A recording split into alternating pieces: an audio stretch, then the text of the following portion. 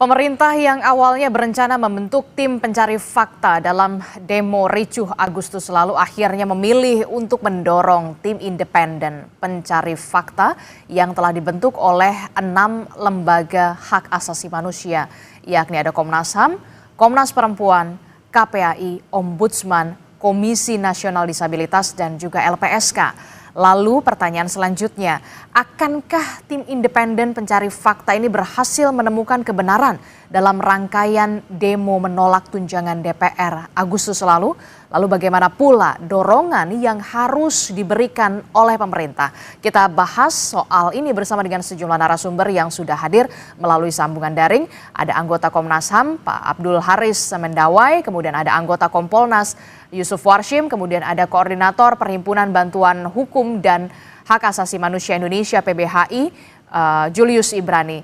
Selamat pagi Bapak-Bapak, Assalamualaikum.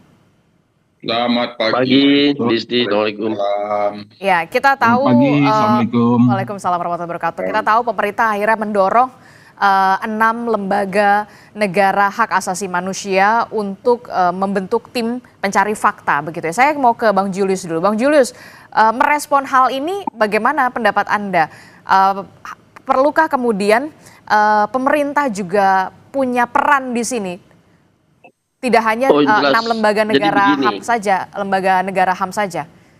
Jadi begini Disti, kita harus melihat peristiwa 28 Agustus kemarin itu dalam satu konteks yang lebih besar. Saya berkali-kali bilang ini bukan soal administrasi penangkapan, penahanan sewenang-wenang saja, itu levelnya adalah teknis sehari-hari lembaga HAM kita. Ya, tanpa ada peristiwa ini pun itu yang mereka kerjakan, itu satu. Artinya kalau melemparkan pada lembaga HAM yang existing dengan kewenangan yang existing sekarang dengan fokus yang begitu teknis, ini artinya negara tidak bertanggung jawab terhadap peristiwa 28 Agustus. Itu dulu kita pegang. Itu yang pertama.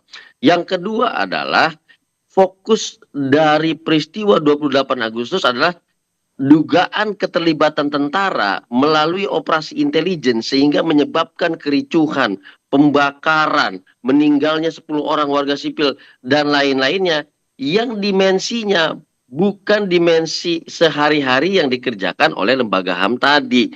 Sehingga kalau Bivitri bilang perlu ada komando dari atas, ini saya bicara tentang penerapan Undang-Undang Nomor 39 tahun 99. Jika ada keterlibatan tentara sebagaimana merebak di media massa dan juga media sosial, maka di situ ada dugaan pelanggaran berat hak asasi manusia yang artinya tampuk pertanggungjawabannya itu ada di tangan presiden.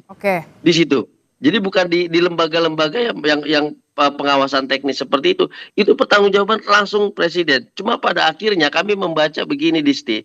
Pertama, masyarakat di lapangan sudah kena gocek. Yang diprotes, yang diributkan DPR, yang dibakar kantor polisi. Siapa yang bisa belokin itu? Itu yang pertama. Yang kedua, sekarang yang diributin adalah soal keterlibatan tentara dalam operasi intelijen yang diduga kuat memang terlihat di lapangan. Sekarang yang dibentuk tim reformasi kepolisian. Ini masyarakat sipil, korban yang sudah meninggal dunia, seluruh masyarakat yang protes kena gocek 2 kali ini Disti. Nah ini yang kami bilang, jangan sampai kita semua tergocek lagi. Mana yang masalahnya di mana, yang gatelnya di mana, yang digaruknya di mana. Masyarakat harus cerdas. Meskipun kita tahulah ada beberapa orang mengatasnamakan masyarakat sipil dan segala macam mendorong reformasi polisi, kita dukung total. Tapi persoalannya bukan di situ. Persoalannya dugaan keterlibatan tentara dalam operasi intelijen di tanggal 28 Agustus itu. Begitu Isti. Oke, berarti Anda mau mengatakan juga pemerintah harus ambil peran dan pemerintah harus bertanggung jawab soal ini?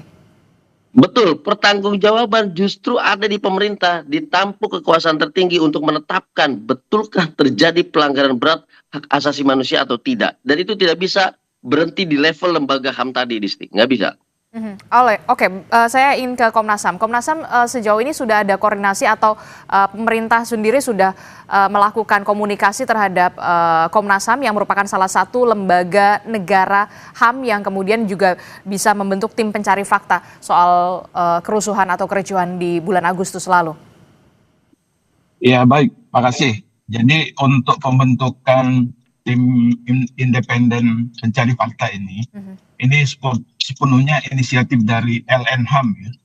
Jadi karena kita melakukan berbagai penanganan ya pada saat demo dan setelah demo, dan kita melihat bahwa kita perlu kerjasama nih, sehingga terbentuklah tim independen tersebut. Nah, oleh karena itu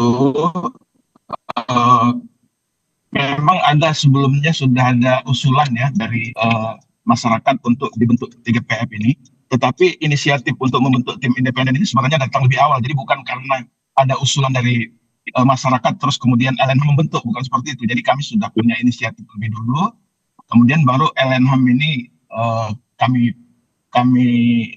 sepakati untuk kita bentuk ya. Nah, sejauh mana komunikasi? Memang saat ini kita baru berkomunikasi, dan tadi kita juga ingin melihat sejauh mana nih dukungan pemerintah terhadap kerja-kerja LNHAM, karena kalau tidak ada dukungan sulit juga kita untuk memperoleh data-data penting ya, yang tadi disampaikan Mas Julius Ibrani tadi ya, itu kan tidak mudah ya, apalagi nanti kalau dipertanyakan kewenangan, dipertanyakan macam-macam untuk berlindung dari proses investigasi yang kita lakukan. Nah, ini kan tanpa ada political will, tanpa ada dukungan. Oke, jadi maksud Anda dari berbagai pihak. Oke, sayang sekali sinyalnya terputus-putus, tapi saya sudah menangkap. Tapi dari Komnas HAM sendiri, inginnya juga pemerintah juga ambil peran di sini. Ya. Maksud saya bukan di dalam LNHAM-nya ya, bukan di. Tapi bentuk dukungan seperti apa? Kita, tetapi dukungan dalam artian, ya misalnya ketika kita memerlukan informasi, misalnya akses itu dibuka, ketika kita memanggil seseorang untuk kita minta keterangan, didukung untuk orang itu bisa hadir gitu. Jadi bukan dengan melindungi atau tidak membuka ruang itu gitu. Nah, jadi dan kemudian keleluasan yang lain.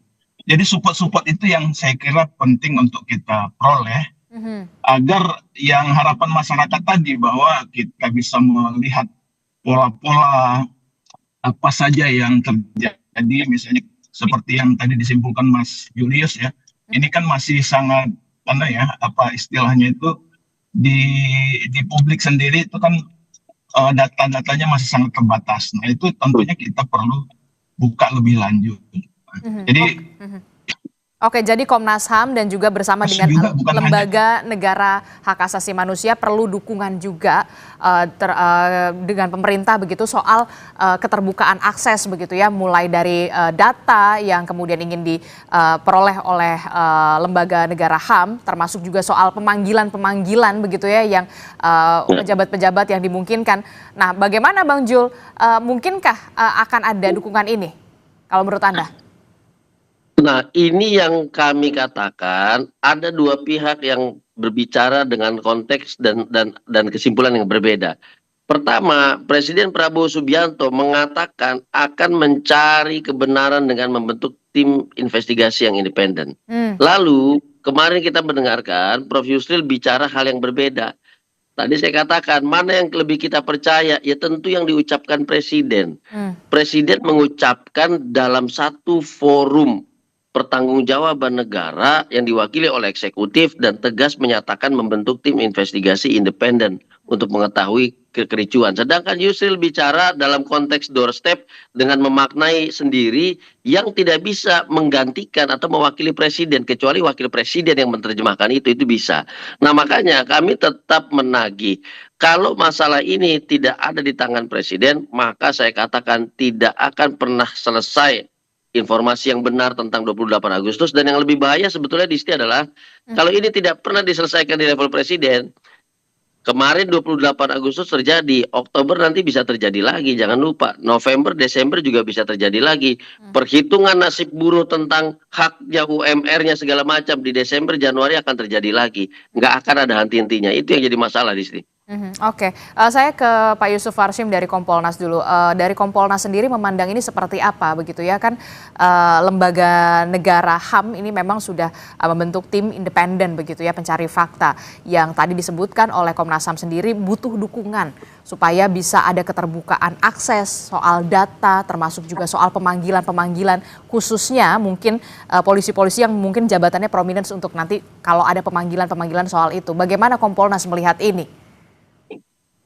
Ya, terima kasih.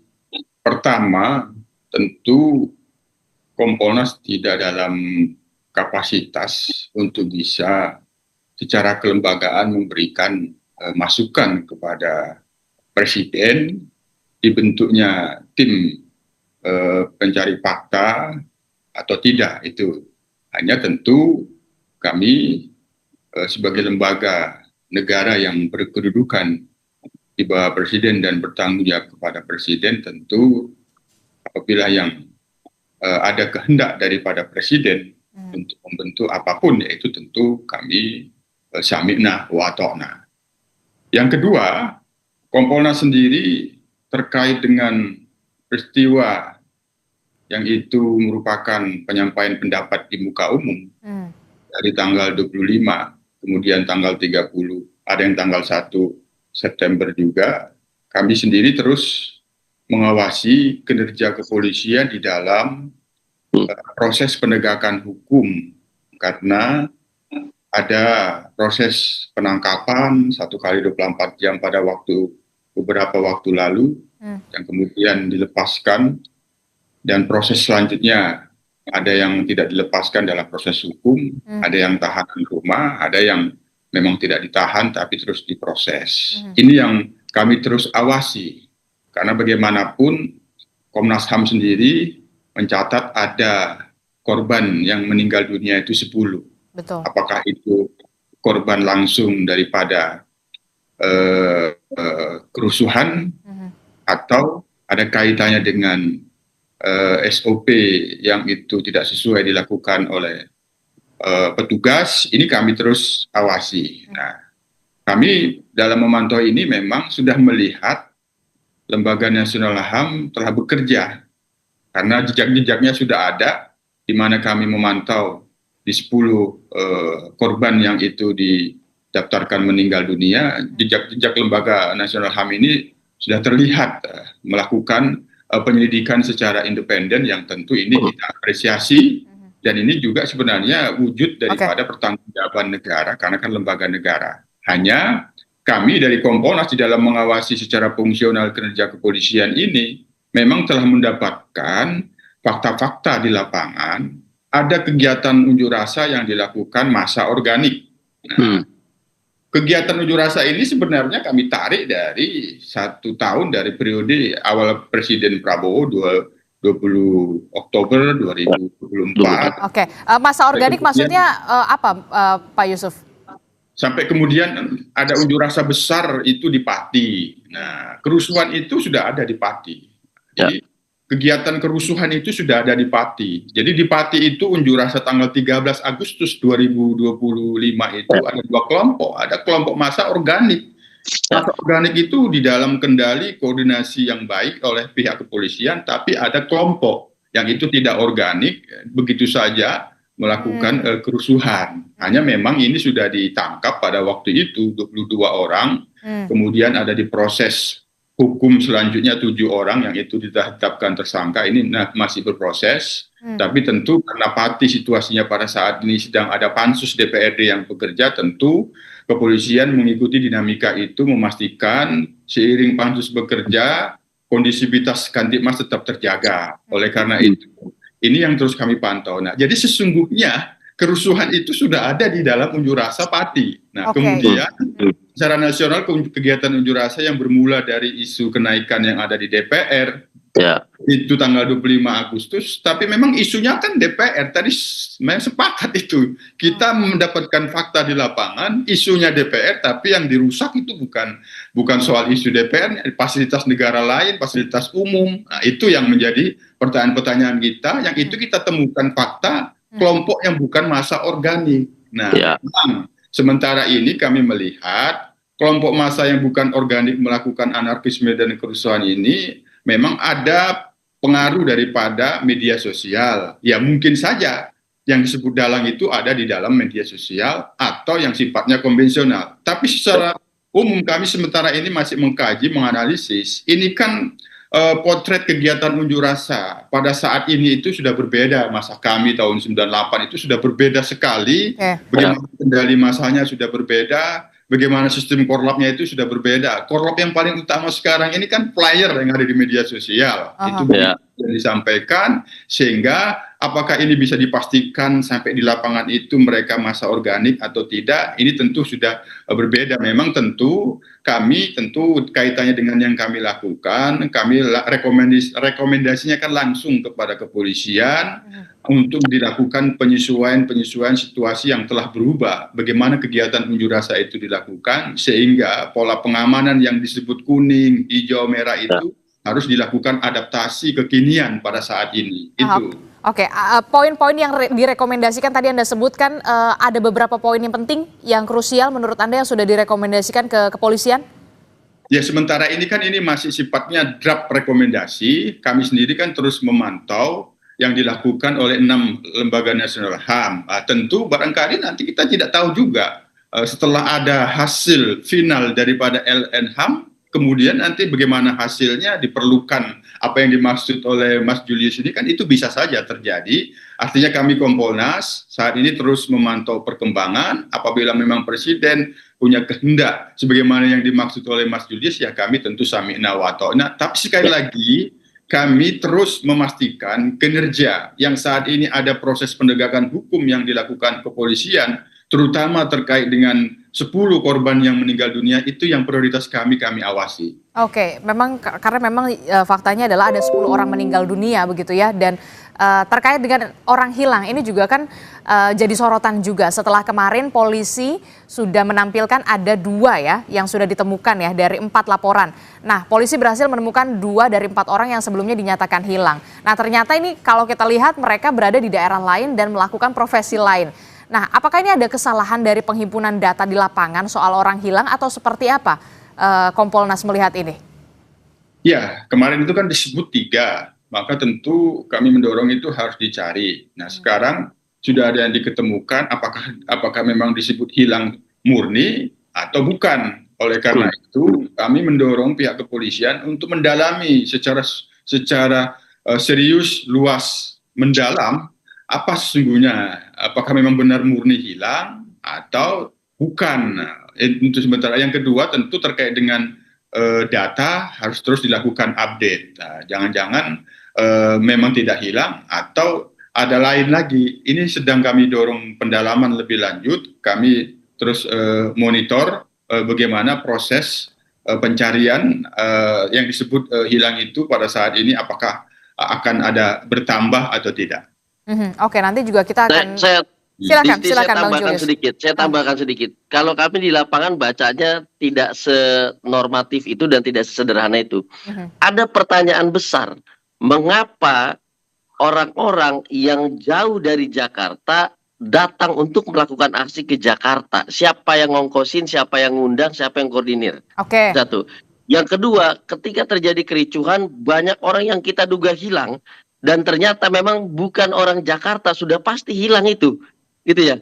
Jadi pertanyaannya itu bukan sesederhana, ini nggak bisa dikontak lagi, wajahnya ada, tapi kok nggak kita lihat di sekitaran Jakarta. Pertanyaannya jangan di hilir, Disti. Pertanyaannya di hulu. Kami melihat di lapangan, bukan hanya ada 2 kelompok, ada 4. Ada koordinator, kalau tadi ada masa aksi yang organik, saya melihat ada pasukan organik yang terdidik, rapih, dia memberikan komando, dia gendong tas gemblok hitam, di dalamnya ada bom molotov, ada botol, ada batu, ada bayonet dan segala macam. Ini nggak kita temukan. Ada orang-orang yang bergerak ketika kerumunan, lari berbondong-bondong ke kanan, dia berjalan dengan santai ke kiri melewati arus manusia ratusan dan ribuan itu. Ini pertanyaan-pertanyaan bukan hilang, tidak bisa dikontak, handphonenya lowbat dan segala macam, bukan di situ titiknya, Disti. Ada satu pengerahan secara organik, secara terstruktur, secara sistem, mulai dari Pati, Bandung, Jakarta, ke rumah-rumah pejabat yang datanya data personal yang tidak bisa dijangkau oleh masyarakat sipil biasa, itu yang harus dipertanyakan. Tapi kalau kita cuma bertanya kepada hilir berapa orang yang meninggal dunia, apa identitasnya dan segala macam, saya pikir di rumah sakit itu sudah selesai, tidak perlu lembaga HAM. Jadi jangan mengecilkan sebuah peristiwa yang bagi kami di lapangan itu adalah ancaman besar bagi hak atas rasa aman, bagi nyawa, bagi keselamatan masyarakat, karena seketika itu bisa terjadi hanya dengan keramaian kecil beberapa hari sebelumnya lewat media massa, lewat media sosial, lewat WhatsApp dan segala macamnya, dan itu hanya bisa dikontrol oleh negara, tidak mungkin oleh masyarakat sipil biasa. Begitu, Risti. Oke, bagaimana kemudian Komnas HAM bersama dengan juga lembaga negara HAM lainnya untuk bisa mengusut tuntas kasus ini begitu ya, benar-benar secara terang benderang, termasuk juga apa yang tadi disebutkan Bung Julius Ibrani, apakah memang ini memang terorganize begitu rapihnya begitu ya, tapi jangan dijawab dulu, kita akan temukan jawabannya usai jeda. Kami akan kembali di Sapa Indonesia Pagi. Saudara masih membahas soal bagaimana pemerintah mendorong lembaga negara hak asasi manusia untuk bisa melakukan pembentukan independen pencari fakta begitu ya. Saya masih bersama dengan Komnas HAM, kemudian ada Bang Julius Ibrani dan juga dari Kompolnas ada Pak Yusuf Warshim. Nah, setelah tadi kita mendengarkan apa yang sudah dikatakan oleh Bung Julius Ibrani soal ada organize yang begitu rapih begitu ya, sistematis begitu. Nah, Komnas HAM ini sendiri bagaimana nanti akan bekerjanya bersama dengan 5 lembaga negara HAM lainnya begitu ya? Baik, Mbak. Jadi kami LNHAM sekarang ini masing-masing dan bersama-sama dalam rangka mencari mengumpulkan fakta sebanyak-banyaknya. Nah, setelah pengumpulan fakta jadi Komnas HAM, Komnas Perempuan, Ombudsman, LPSK, KPAI, KND, ini semua sama-sama bekerja untuk mendapatkan data dari berbagai daerah dan juga jadi maksudnya turun langsung ke lapangan, tetapi kita juga mengumpulkan data-data dari media yang yang ada, lalu dari sana kita akan analisis lebih lanjut. Yang tadi disampaikan Mas Julius, misalnya apakah ada pola, ada keanehan-keanehan, itu kan fakta-fakta yang kita kumpulkan dulu. Kita belum sampai pada analisis, tetapi tahap pertama ini memang kita ingin mendapatkan data-data seakurat mungkin. Baru dari sana kemudian kita analisis dan kita akan tindak lanjuti. Misalnya tadi ada indikasi-indikasi keterlibatan pihak-pihak tertentu dalam suatu peristiwa, tentunya ini akan kami tindak lanjuti dengan memanggil pihak-pihak terkait gitu ya. Tetapi lagi-lagi tadi yang kami sampaikan bahwa apabila pada saat kita panggil kemudian tidak ada dukungan dari pemerintah, tidak ada political will, pasti ributnya masalah kewenangan nanti, ributnya masalah macam-macam untuk menghindar dari proses pemanggilan-pemanggilan ini. Ini yang mungkin yang kami sampaikan di awal itu, perlunya ada support yang baik dari Kemenko Polkam, Kemenko Hukum HAM, IMIPAS, dan lain sebagainya. Ini yang, nah tetapi kami tentunya belum bisa menyimpulkan apa-apa terkait peristiwa ini, apakah memang ada pola, tetapi data-data ini nanti akan sangat bermanfaat ya, bukan hanya untuk sekarang, tetapi untuk masa-masa yang akan datang. Jadi kalau memang ada indikasi yang menunjukkan bahwa peristiwa ini peristiwa sistematis, meluas, kalaupun tidak diungkap sekarang, suatu saat nanti juga akan terungkap gitu. Namun demikian tentunya ini kan peristiwa yang kompleks ya, tidak mudah. Misalnya kita lihat dari 10 data orang yang meninggal yang dikumpulkan oleh Komnas HAM, ini kan menunjukkan ada perbedaan-perbedaan. Misalnya yang di Makassar itu meninggal karena terbakar gitu ya. Kemudian yang di Jogja itu kami sudah koordinasi ke sana, sepertinya ada kaitannya dengan persoalan kecelakaan lalu lintas atau lain sebagainya ya. Jadi ini ada perbedaan-perbedaan yang masing-masing tentunya harus kita dalami lebih lanjut agar supaya tadi data-data itu bisa diperoleh secara akurat dan kita dapat melakukan analisisnya secara lebih baik gitu ya, akan seperti apa. Dan kami juga tentunya dalam melakukan pengumpulan fakta ini tentunya tidak hanya mereka-mereka yang berada di pemerintahan saja, tapi masyarakat sipil tentunya kita akan meminta informasi dari mereka, karena mereka juga di lapangan seperti tadi Mas Julius ya, ternyata ada di lapangan waktu itu misalnya dan melihat gitu. Jadi mungkin dengan cara-cara seperti itu persoalan ini akan terungkap secara terang benderang gitu. Nah, jadi tetapi sekali lagi karena kita ini bekerja 6 lembaga, tentunya kita harus melaksanakan tugas ini seiring sejalan sesuai dengan kewenangan dari masing-masing lembaga HAM ini, sehingga semuanya berperan gitu.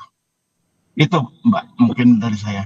Oke, cukup menarik begitu ya, ada tantangan yang memang sudah ada di depan mata begitu ya, yang harus dihadapi oleh lembaga LN HAM ini begitu ya, ketika ingin mengungkap suatu fakta. Nah, dari tidak hanya Komnas HAM, ada LPSK juga di sana begitu ya. Temuan-temuan fakta apa yang sudah ditemukan di lapangan, termasuk nanti outputnya? Kita kan menunggu outputnya akan seperti apa, Pak Abdul? Ya, berdasarkan kesepakatan kita tentunya tidak ingin melakukan sesuatu yang muluk-muluk ya, yang di luar dari kewenangan tupoksi kita, tetapi yang kita ingin lakukan adalah yang pertama mengumpulkan data-data, kemudian yang kedua kita analisis, dan ketiga kita akan melahirkan rekomendasi. Rekomendasi ini tentunya baik itu untuk justisia atau peradilan pidana misalnya kalau memang itu ada, kemudian juga yang non judicial, kemudian juga terkait dengan pemulihan korban, rehabilitasi fasilitas publik, dan jaminan untuk ketidakberulangan peristiwa yang sama terjadi lagi. Sampaikan bahwa tidak menutup kemungkinan dalam waktu dekat akan ada peristiwa yang seperti ini. Nah, ini kita harus pastikan bahwa ini jangan sampai terulang kembali, karena yang dirugikan itu banyak sekali gitu. Betul. Dan kita lihat tidak mudah untuk misalnya mengembalikan atau membangun kembali suatu fasilitas publik, itu butuh uang yang banyak di tengah efisiensi yang selama ini dilakukan oleh pemerintah. Oke, bukan saja soal kemudian mengembalikan soal biaya yang sudah harus dikeluarkan karena fasilitas, tapi kemudian nyawa yang sudah hilang itu kan tidak akan mungkin pernah kembali, dan keluarga akan tetap merasa kehilangan di situ. Itu yang kemudian menjadi PR besar, tidak hanya dari lembaga negara HAM saja, tapi utamanya adalah pemerintah yang memang harus punya peran di sini begitu ya. Nah, saya ke Bang Julius dulu. Bang Julius, apa kelemahan jika pemerintah tidak membentuk tim pencari fakta? Sederhana saja, tadi Bang Dawe udah bicara, kalau melepaskan pada lembaga HAM yang existing ini artinya dianggap sebuah peristiwa biasa. Artinya kewenangan dari lembaga HAM ini untuk meminta data, menggali informasi, memanggil seseorang, nanti jatuh pada proses birokrasi, minta izin lagi, ngobrol lagi, menyampaikan hal-hal tertentu dengan pertimbangan tertentu lagi. Dia mau membenamkan ini ke dalam satu proses yang betul-betul terkunci di kolong meja gitu. Tapi kalau presiden membentuk tim investigasi independen, SK-nya dari presiden, maka layer-layer birokrasi tadi, surat menyurat dan izin berizin itu tidak perlu, karena tim ini adalah representasi dari kekuasaan politik tertinggi di bidang eksekutif yang namanya Presiden Prabowo Subianto.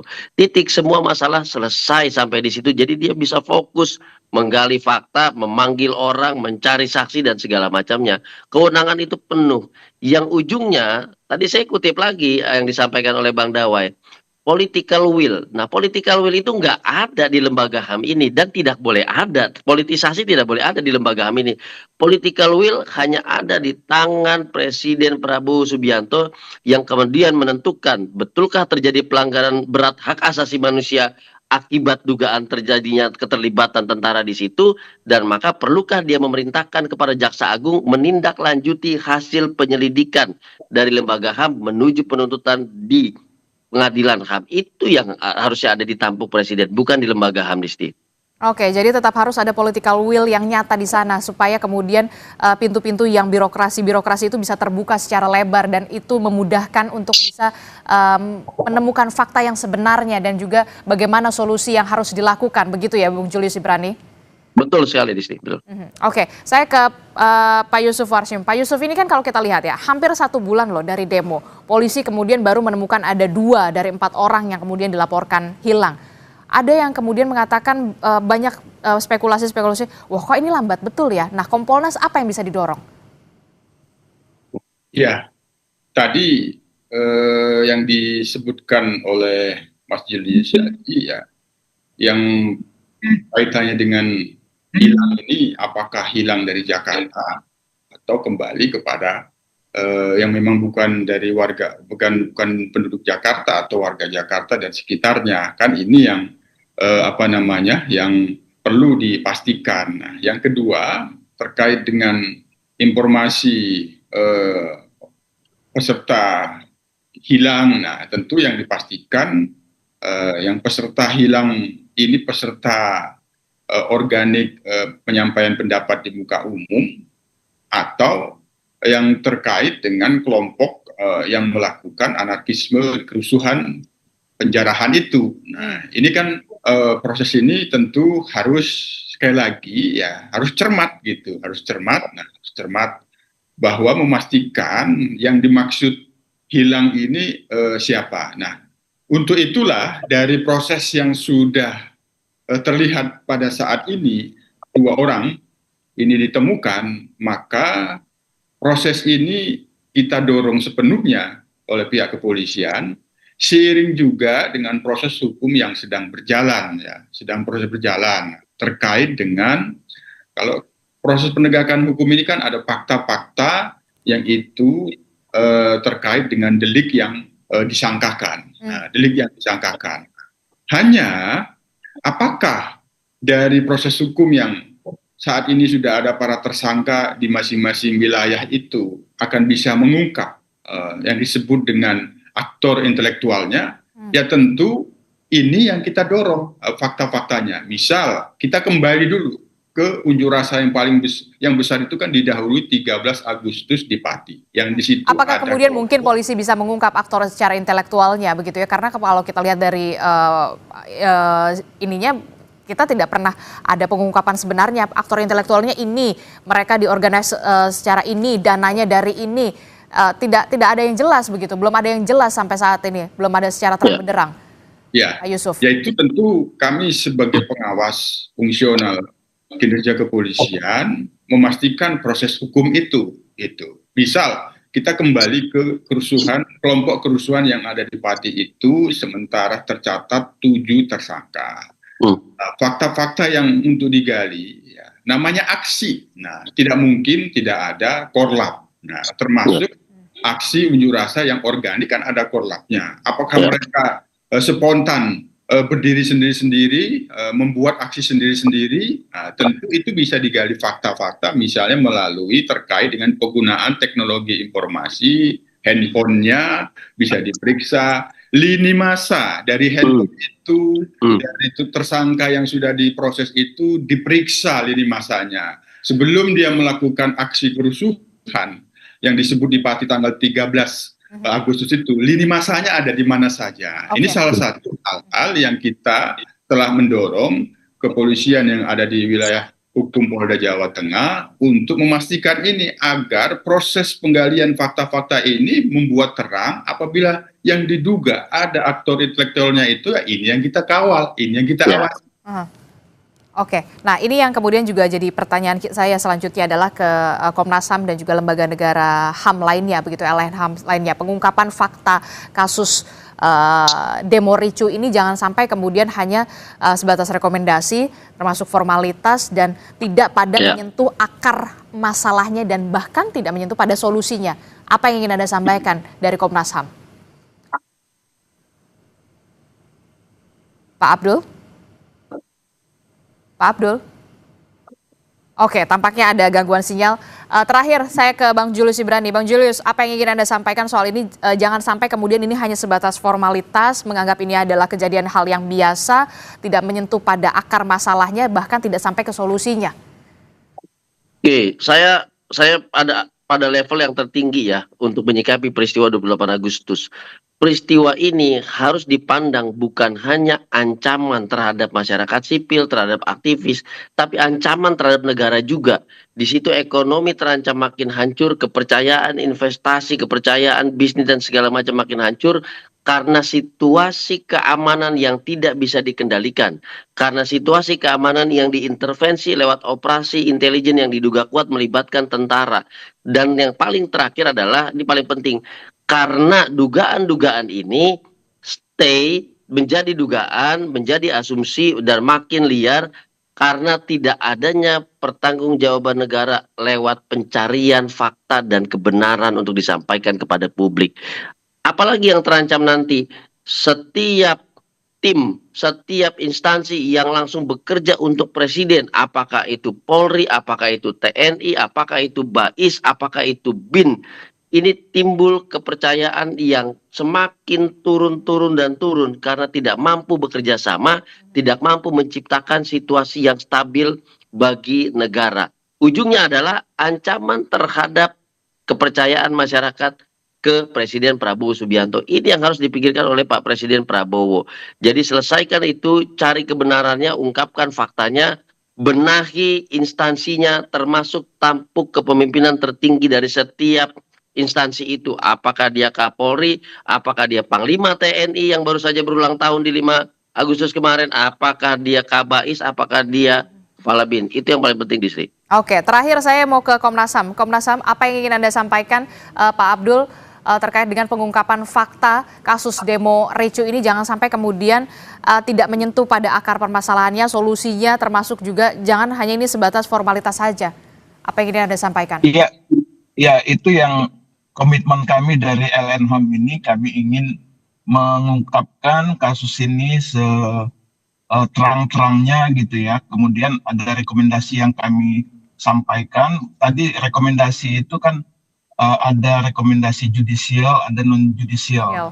Nah, kalau judicial ini kan kita juga akan lihat nanti apakah memang cukup dengan sistem peradilan pidana biasa atau ada indikasi menunjukkan adanya kasus pelanggaran HAM berat misalnya. Kalau memang seperti itu kan berarti akan ada penyelidikan.